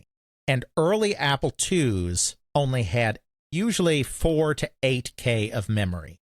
You could get more, but it was ludicrously expensive. So most people in this time period had the 4K model or the 8K model. If they had really splurged, they might have 12 to 16K. They probably don't have more than that. Not in 1977-78. The Apple II was capable of what it called high-res graphics, which was a resolution of 140 by 92. That means 140 pixels across by 92 pixels down. But you had to have 12K of RAM in your computer to do high-res mode. There were some people that had 16K Apple IIs in these early days. Most people had a 4K or an 8K computer, which meant high-res mode was out. The early Apple II games, the very early ones, the ones we're talking about in this time period, were basically all done in low-res mode because otherwise you wouldn't be able to make enough money by selling them just to the people that have the advanced computers. Low-res mode was 40 by 48. And no, I did not forget any zeros there. 40 by 48. You could do 16 colors, which was more than you could do in high-res mode. High-res mode, you could only do 6 colors. But 40 by 48 means gigantic pixels. So these early games, I talked about Saucer War. Saucer War is 2 spaceships on either side of the screen shooting at each other. Well, these spaceships are rectangles. It's really block versus block. I'm this block shooting at this other block, and then I have to smash it with a hammer or something. But really, I have to go and search through a maze as a block, fleeing another block. That's the next thing I was going to say. In Advanced Dragon Maze, you're fleeing a dragon. You know you're fleeing a dragon because the game is called Dragon Maze.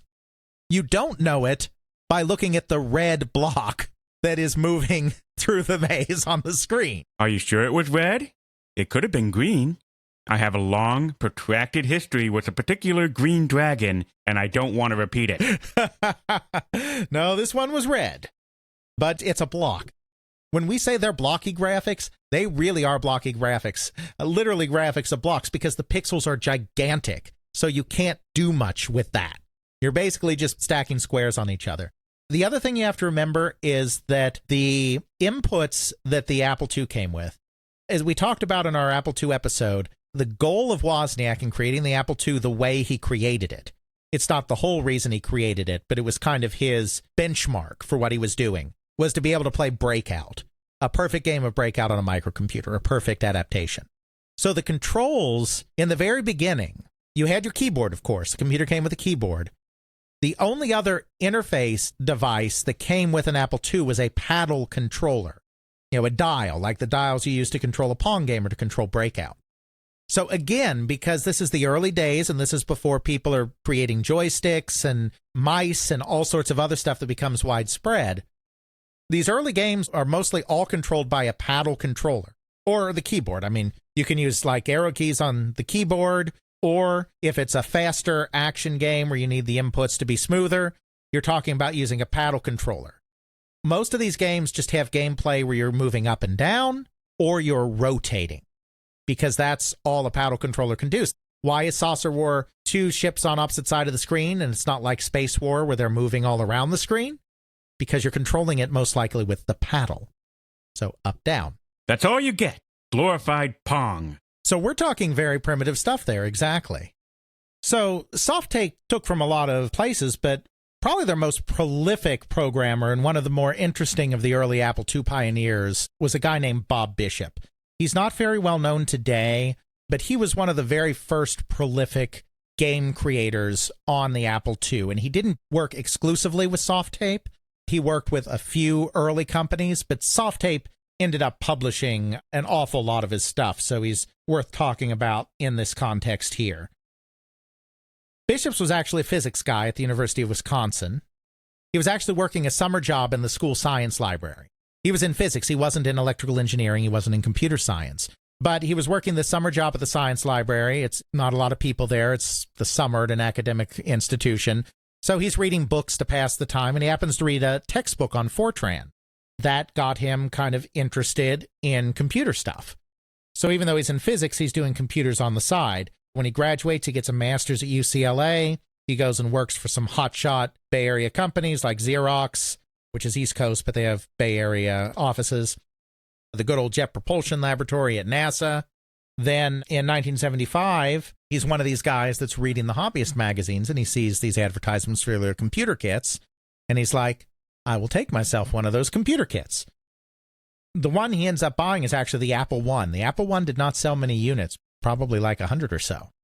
But Bob Bishop was one of these Apple I buyers, and that was a expensive computer, $666.66. That's a lot of sixes. That is a lot of sixes. You know, obviously the 666 connotation is pretty obvious. Wozniak has told the story different ways. He's alluded to the fact that it's the special number, but he also said in his autobiography that they were just dividing their costs by a third, or multiplying their costs by a third, to come up with a price. And so that just happened to be what the multiple was. So maybe it's a coincidence. Maybe they were being impish. He claims they didn't realize they were even doing the number of the beast. Neither of them's deeply religious, so that's not unbelievable. But who knows? Point is, yes, it is a lot of sixes. You know, he started doing games on it. He actually did Star Trek for the Apple I. There weren't many games created for the Apple I, but he did Star Trek, the classic tactical game on the Apple I. So when the Apple II came out, he really wanted one, but he couldn't afford it. That was an expensive computer. That was over $1,200 for an Apple II when it came out. So he wanted one, but he couldn't afford one. So he actually went to Apple, which was still a pretty small company at this point, talked to Mike Markkula and Steve Wozniak, and was like, I really want one of your computers. I'm a big programmer. I do lots of stuff, but I just can't afford it. And they were like, okay, fine. Trade in your Apple I, and we'll knock a lot off the price of the Apple II. They did not have a formal policy of accepting trade-ins of Apple Is. But they cut this guy a break. I guess he impressed them somehow or another, and they're like, fine. You're a loyal customer. We'll do it. Of course, he joked later. He's unfortunately since passed on, but he joked in later interviews that, that ended up being a bum deal for him because the Apple I ended up being a super duper rare collector's item. And if he had just held on to his Apple I for 30 years. If he had kept it, he certainly would have made a lot of money there. Exactly. So he trades in his Apple I for an Apple II. He starts publishing games. He's one of the early, really prolific game publishers. He works with Softape. He works with a New Jersey company called PowerSoft. He just has a huge output. None of them are particularly exceptional. We'll put them in the show notes. He did a lunar lander type game called Rocket Pilot. The difference was, most lunar landers is you're coming from the top of the screen and landing on the surface. Rocket Pilot, you both have to take off and land. So you start on one side of a mountain. There's a landing pad on the other side of the mountain. So first you take off, go over the mountain, and then you have to do your typical lunar lander thing to land on the other side of the mountain. He did a target shooting game called Saucer Invasion. That was in the third person. He did a first-person game. It was also target shooting called Star Wars. He did his own maze game called Space Maze. Advanced Dragon Maze, you're being pursued by a dragon. This one, you're not being pursued by anything, but you have to navigate your rocket ship through the maze, and if you touch the sides of the maze, you blow up and die. Again, these are pretty primitive games, but some of these early guys are exploring the capabilities of the system as far as they can take it, which isn't very far, but they're figuring out, okay, I can do a shooting game with the paddle going up and down. Okay, I can do a shooting game where it's first person and stuff's coming at me. I can do a maze game where I'm being chased. I can do a maze game where I can't touch the walls. They're kind of working within the constraints that they have and doing what they can. And then Soft Tape is publishing a lot of these primitive games at first, as we said, in these modules for $2 a piece, but then they do finally decide that their product is worth a little something more than that, and they start releasing them individually as well. Soft Tape doesn't last for long. It's overshadowed by other companies quickly, but they really are kind of the first company to really get involved in this computer game publishing business. The other big one, and this is the one that became the biggest of all of the early computer software companies, was a company called Programma International. Again, they were very short-lived, but from 1978 to about 1980 or so, these guys were the biggest guys on the market, and that all came down to the founder of the company, a real character named David Gordon. Gordon was something of a real character, as near as I can tell. He passed away many, many years ago, before I was ever involved in interviewing things. He was a big guy, and he was an accountant. He worked for movie studios. He worked some for Warner Brothers. He worked for Paramount. He claims that he was kind of chased out of the profession a little bit because he was Jewish. I'm not saying that actually happened, but I'm just saying that that's what he used to say. He liked flashy bling. He was obsessive about the things that he liked. And when he saw the Trinity, he fell in love. He saw the Apple II, he fell in love. He bought an Apple II, and he started collecting every single last software program he could find anywhere. He went to every computer store he could find. He went to every user group meeting he could attend. Anytime he met somebody and learned that they were interested in the Apple II, he'd corner them and quiz them on what programs they had and see if he'd be willing to trade with him some software. He was just obsessed with basically getting every last Apple II program he possibly could. Some of this was just trading with hobbyists. Some of it was pirating stuff that other people were selling. It was both shady and not shady stuff, but he was bound and determined to get every last Apple II program of any time he could. So then in 1978, he met another guy named Mel Norrell, who was selling software. He was the one that came up with the Programma name. At this time, the company was Programma Associates. Mel Norrell had a company called Programma Associates that was selling software for a computer called the Sphere. The Sphere is a little more of an obscure computer from this period.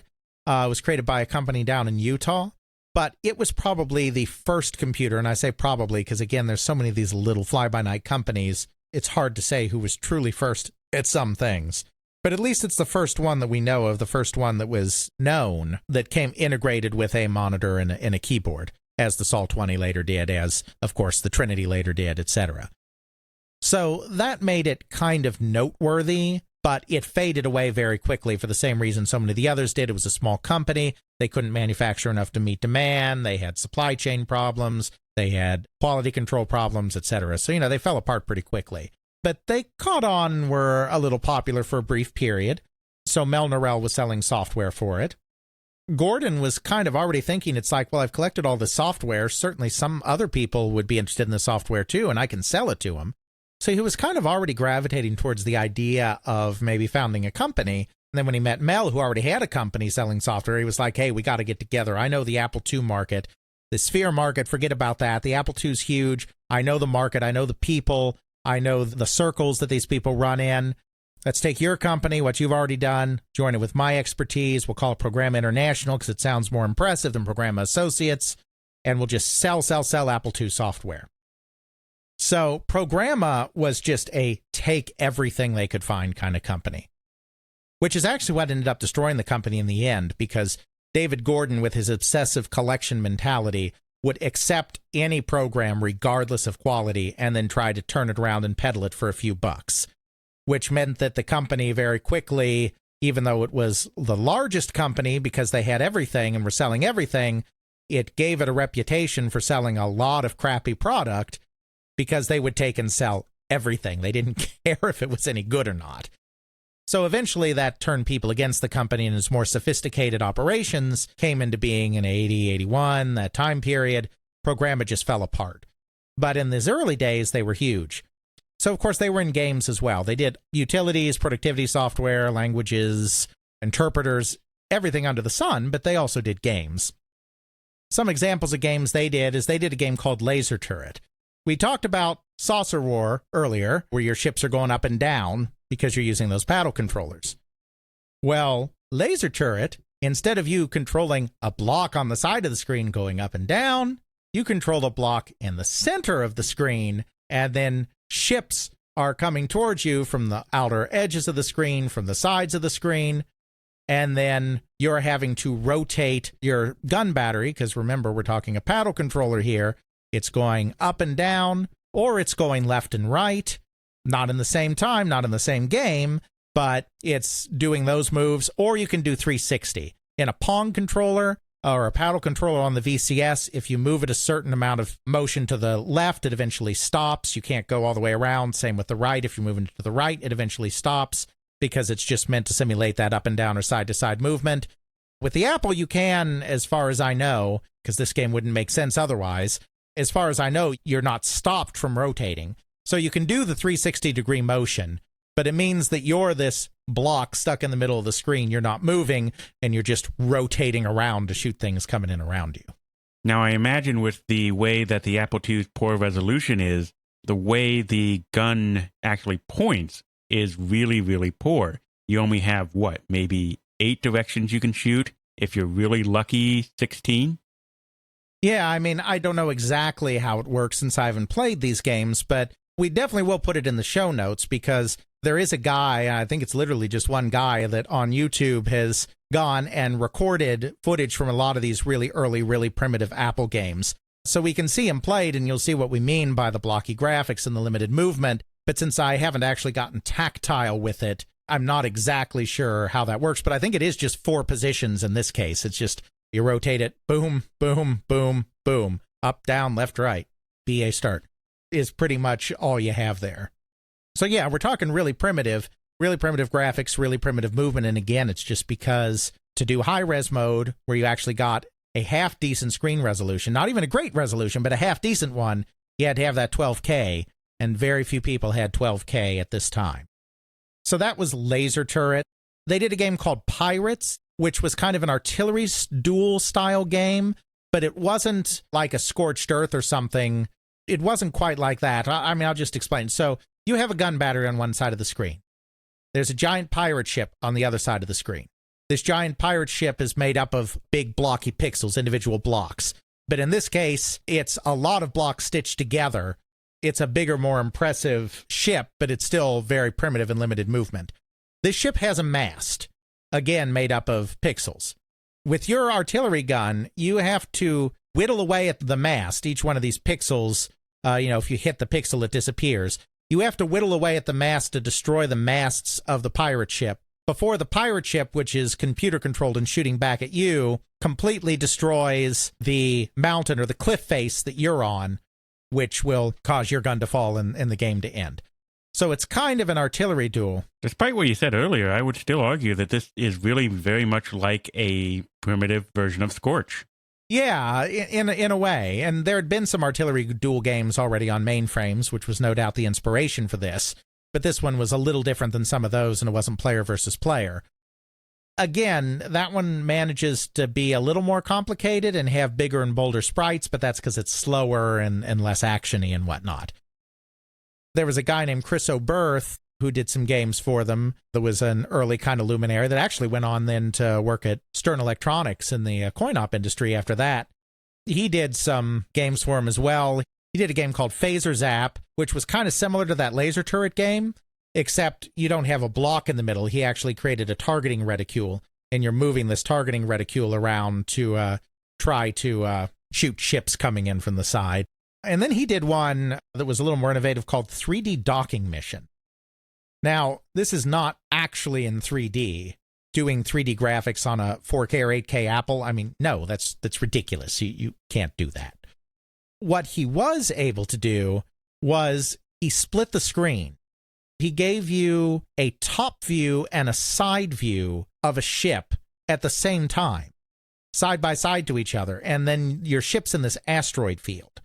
And so you have to navigate your ship through the asteroid field to get to the space station to dock, but you're watching the movement from two different planes of action at the same time, and if you touch an asteroid in either one of those planes of movement, your ship blows up and you're done. It's kind of a clever way to be kind of quote-unquote 3D without actually being 3D. With the controls for that, did you have to use two paddles in order to have that work, or a paddle and a keyboard? That's a good question. And I don't really know the answer because I've seen the footage, but I haven't actually gotten down and dirty with these games myself. They're probably out there somewhere. I could probably find them and actually play them, but I don't know if this was keyboard controlled or if you were doing two different paddles, like you said, or what. That's a good question, but I don't know the answer to that one. That's what I'm here for. Ask the entertaining questions. Absolutely. Got to keep me honest. So that's kind of an overview of the kind of stuff Programma was doing. Again, like the soft tape games, like Advanced Dragon Maze, or like Rocket Pilot. These are games that are very primitive. They have some action to them, but they're big blocky graphics and limited controls, so they're not fast action. They're kind of slow action, and they're very clunky. It's kind of what you could do at the time, and these games were pretty quick and simple to make. They didn't take up much memory. They didn't take up much RAM, and so they fit in with what the computers of the time could do. But these companies that were making these games, I think in part probably because they got tied into this very primitive, very catch what you can, get what you can from hobbyist kind of mentality, they weren't really able to make the jump to what became the more professional computer game industry that really started developing in 1978, 1979.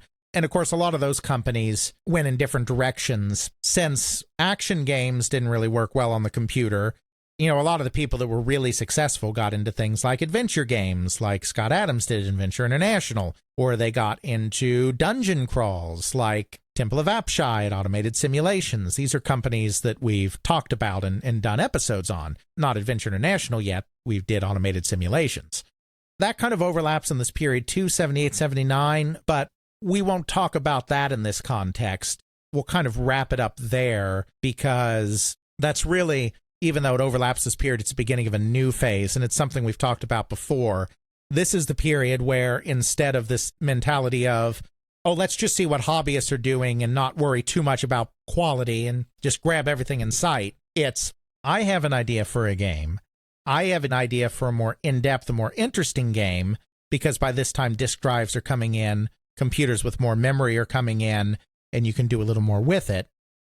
I'm going to create games, and instead of just throwing them out there into the world to these catch-all companies, I'm going to find someone I know who has some business expertise, and we're going to form a company around my idea. And this is when it becomes more personal. It's something that the software creators are more invested in, and you get something that ends up being a little more permanent. And look, some of these guys got started with that other stuff. Scott Adams, like I said, got started by working with the magazine companies we talked about, with SoftSide and with Creative Computing. But then he started his own business, Adventure International, and he started doing his own marketing. Broderbund, Doug Carlston, his first games, he made them available to everybody. So they were being sold by Adventure International, for instance, which he sent them to. They were being sold by some of these guys on the West Coast. But then he decided, if I'm really going to do this, I'll found a company with my brother, and we'll make this happen ourselves. Sierra Online, the Williamses were initially with their games going to go through Programma International, but they couldn't come up to terms with Programma in a way that they liked, because they thought with Mystery House, their first game, they had something special, and they thought it was worth more than David, grab everything in sight for cheap and sell it for cheap, Gordon of Programma was willing to give them for it. So they said, forget about these catch-all companies, we'll sell it ourselves through online systems. The next generation got their start in this infrastructure for the most part. Automated Simulations is an exception. But they quickly left this infrastructure and took more personal ownership of their property and became more business savvy about their property. And that's how we get to the next phase, the Broderbunds, the Infocoms. which, of course, marketed their first game through Personal Software, which we talked about. The online systems. Companies we've talked about before. Exactly. So this kind of bridges that gap and shows you what was going on before that. And then as these companies with better product and more sophisticated product took over the market, your catch-all companies like your soft tapes and your programmers just kind of faded away. That's kind of this phase of the industry, and that's kind of how the whole early thing came together. So now that we have looked at the early Primordial software and those computers, and how that sort of transition between the time-shared episode and the Trinity and the Disciples, we need to now march forth and bring forth the computer price wars for great victory for Jack Trammell and others. Well, someday we'll do the computer price wars, but no, not yet. Not yet. Why don't we then look at one of those companies in the second wave? We've already looked at some of them. We've done Sierra. We've done Bruderbund. We've done Epics/Automated Simulations. One we haven't done, though, is Surtech Software, which is really one of the most influential companies in the creation of the computer RPG as we know it through Wizardry. We've talked about this before, but there were basically two types of computer RPGs in the very early days. There were tile-based Ultima clones, and there were first-person wireframe Wizardry clones. And then, when you smush them together and simplify them, you get JRPGs like Dragon Quest. So, Surtech is a very important company just for Wizardry. It's interesting because it's a company that started out so strong and so bright and pioneered something so crucial, and then kind of just drifted along and then just kind of faded away. So it has a kind of different story from a lot of these companies like Sierra or Broderbund.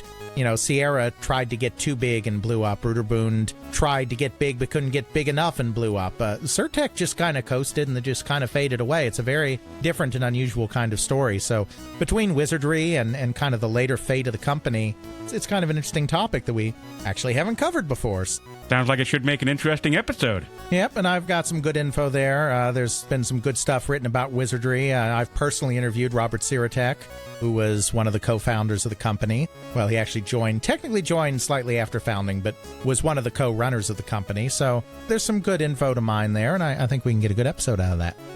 And we will see you next time with the Wizards of Surtech on They Create Worlds. Check out our show notes at podcast.theycreateworlds.com, where we have links to some of the things that we discussed in this and other episodes. You can check out Alex's video game history blog at videogamehistorian.wordpress.com. Alex's book, They Create Worlds, The People and Companies That Shape the Video Game Industry, Volume 1, can now be ordered through CRC Press and at major online retailers. Email us at feedback@theycreateworlds.com. Our Twitter is TCW Podcast. Please consider supporting us on Patreon at patreon.com/theycreateworlds. Intro music is Airplane Mode by Josh Woodward, found at joshwoodward.com/song/airplane mode, used under a Creative Commons Attribution License. Outro music is Bacterial Love by Roland Music, found at freemusicarchive.org, used under a Creative Commons Attribution License.